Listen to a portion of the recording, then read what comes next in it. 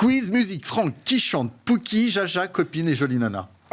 Aya Nakamura. Exactement. Yes. La chanteuse francophone la plus écoutée dans le monde depuis Édith Piaf est pressentie pour chanter lors de la cérémonie d'ouverture des Jeux Olympiques. Depuis que cette rumeur plane, la chanteuse subit de multiples attaques de l'extrême droite, comme vous pouvez le lire. Aya Nakamura a riposté.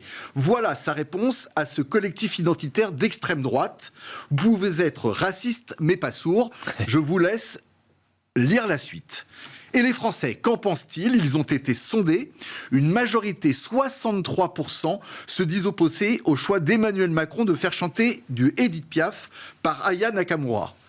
Pour commenter ce chiffre et cette diatribe raciste, Pauline Descambier est avec nous. Bonjour. Bonjour Pierre. Pauline est une grande championne de basket et nous avions envie, on a entendu les politiques, on a entendu les artistes, mais on avait envie d'entendre les championnes. Que pensez-vous à la fois de ce chiffre et à la fois de cette attaque absolument pestilentielle?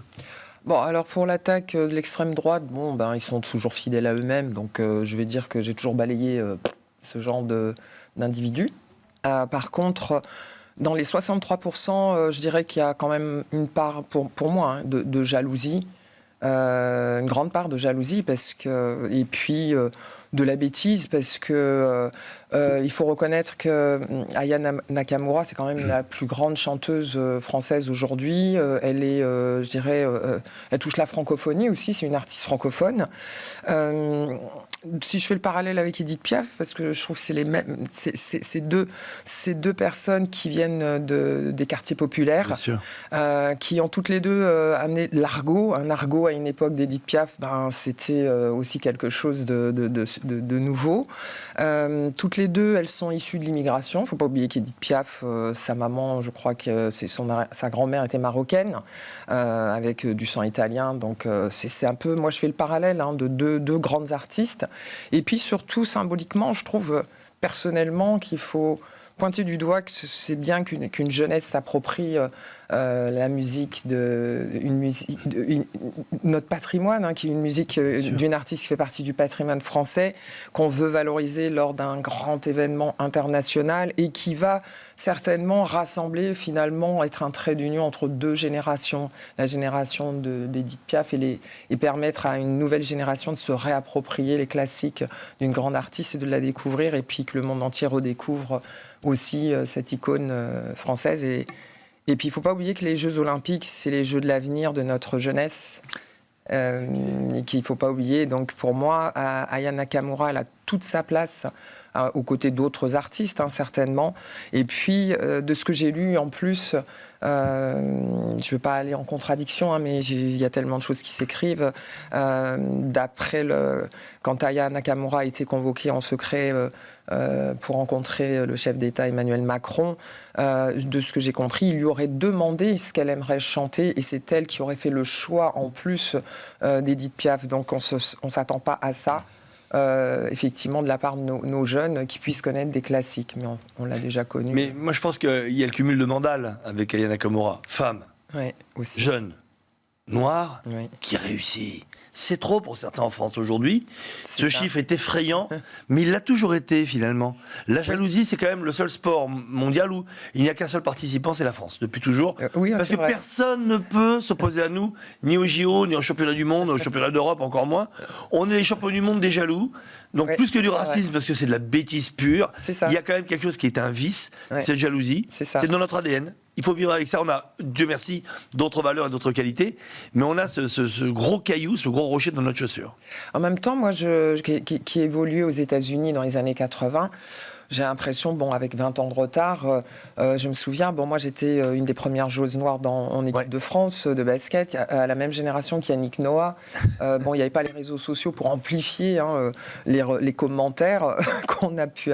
mais ça a été difficile de mettre deux noirs icônes de leur sport, ou légendes de leur sport à cette époque. On mettait souvent blonde aux yeux bleus, voilà. Donc ça a toujours été... voilà. Et aujourd'hui, moi, je dis les noirs parce que black, c'est anglophone, sinon je dis white, autant parler anglophone, et on nous le reproche souvent, pas d'anglicisme dans la langue française, donc disons les choses en français. Donc là, il y a Nakamura, c'est peau foncée, en plus, c'est pas métisse, là, alors là, oh là là, et puis elle vient d'avoir comment dirais-je, elle vient d'être naturalisée il n'y a pas si longtemps, en 2021. Donc une noire qui, en plus, vient des quartiers du rap, c'est la chanson populaire française. Qui fait passer de beaux messages parfois, c'est pas que des messages de violence ou musique urbaine, ce qu'on appelle aujourd'hui musique urbaine, tout à fait, et qui touche toute une jeunesse, c'est leur culture et c'est aussi la nôtre. Et surtout, on redécouvre. Moi, je trouve ça extraordinaire. Alors que si on avait pris juste une chanteuse qui ressemble à Edith Piaf, il y a le sosie vocal, Edith Piaf, qui monte sur scène pour chanter ça. Pour moi, il y a ça aucune émotion. Exactement. Pendant Aya Nakamura, justement, cette espèce de non pas un choc du culture, mais on va dire une petite provocation positive de la culture. Et seule la culture peut briser toutes les barrières. On le voit aujourd'hui. Mais s'opposer à cela à 63%, ça montre à quel point le contexte actuel est terrible, disons-le. Parce que 63%, c'est un chiffre énorme. Des 63%, quand on voit ce qu'ils proposent comme artistes, oui, voilà. J'ai dit OK, Mylène Farmer, bien sûr, Vianney, OK.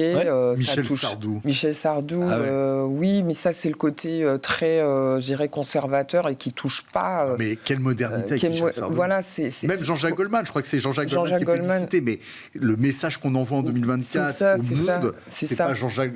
On a les yeux dans le rétroviseur, maman. Mais même Jean-Jacques Goldman, je suis persuadé qu'il est contre. Oui. Si on demandait à Jean-Jacques Goldman, lui, il met Aya Nakamura en 1 de très loin. Et en 2, il mettrait d'autres artistes un peu du même style. Et moi, ce qui me choque, c'est de se dire qu'en fait, finalement, on se plaint, parce que la France adore se plaindre, mais là, on a pour une fois, non pas une démonstration de modernité, mais juste d'actualité pour moi. C'est pas de la modernité, on est dans l'air du temps. Et de se dire que ces Jeux Olympiques doivent être dans l'air du temps, bon, avec... même s'il y a des choses de fond qui me gênent dans l'affiche, je trouve que la forme, elle est sublime. Moi, je suis vraiment, en tant que créatif, j'adore le dessin, cette vision incroyable. Ce projet des Jeux Olympiques où la ville se transforme en stade, c'est fabuleux. Aya Nakamura qui chante du Edith Piaf, c'est fabuleux. Et on est toujours là à se plaindre. C'est quand même incroyable. C'est notre diversité, quoi, en fait. C'est notre diversité. Oui, bien sûr, on est un peuple mosaïque et elle le représente très bien. Mais parfaitement. Et donc, c'est étonnant. Mais bon, encore une fois, moi, je fais attention avec les chiffres. Bon, encore une fois, je dis tout ce qui est extrême droite, bon, ceux-là, ils sont fidèles à eux-mêmes, donc voilà, avec leurs conneries. D'ailleurs, il me semble qu'il y a une loi qui interdit des propos discriminatoires et racistes, donc j'espère que ce sera appliqué. Mais sur les autres, je pense que c'est de la jalousie, beaucoup de... Mais en tant que communicant, je lui conseillerais quelque chose, de vite faire une nouvelle version. C'est « Il y a moyen, Jojo ». Merci Pauline et Combi. Avec plaisir. À très vite sur notre antenne. Merci beaucoup. Merci. C'est pas bon.